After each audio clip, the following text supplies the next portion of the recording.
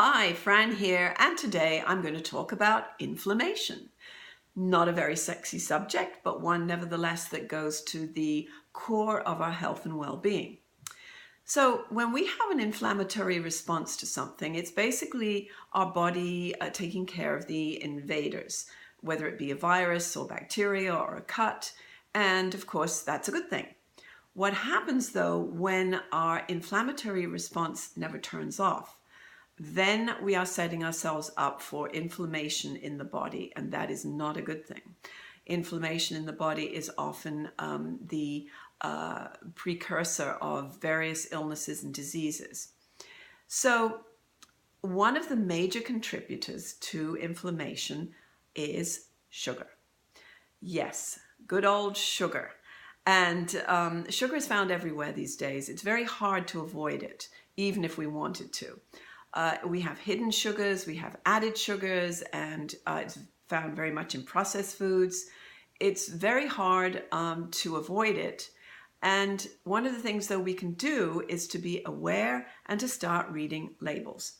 So the first thing to know is that 4 grams of sugar are equal to 1 teaspoon. So when you read the labels, and let's start with the obvious one, the soda.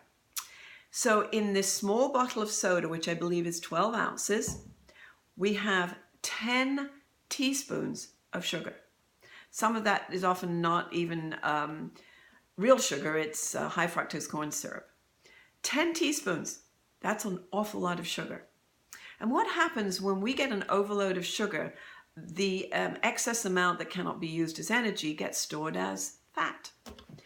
Now, we could look at something like this, which is an organic ginger lemonade, and that sounds pretty good. But even in that, there are 7.5 teaspoons, and that's in just 1 serving size. And in that small bottle, there are 2 serving sizes. So be aware of the serving size.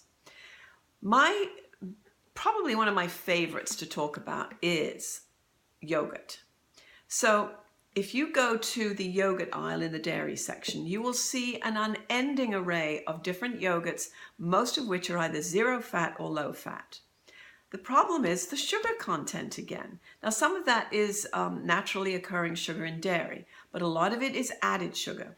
So in this example that I gave you, it is vanilla, low-fat yogurt, and it's even organic. But guess what? How many teaspoons of sugar are in that? There are almost 9 teaspoons of sugar, and that's in just 1 cup, versus the Greek whole-fat yogurt that I have, which is only 3 teaspoons in the same amount. So this gives you some idea of where to start looking for sugar.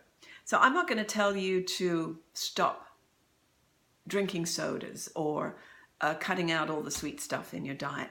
But one thing you can do is become aware of just how much added sugar there is, how much naturally occurring sugar, and start to simply reduce it.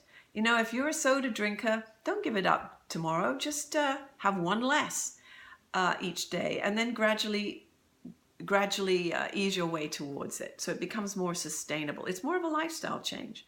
So that is one simple thing that you can do right now to start minimizing the amount of inflammation in your body. Tomorrow I'll give you another one, and that'll be a bit harder to manage, but it is an important thing to consider. And so I will look forward to talking to you again tomorrow.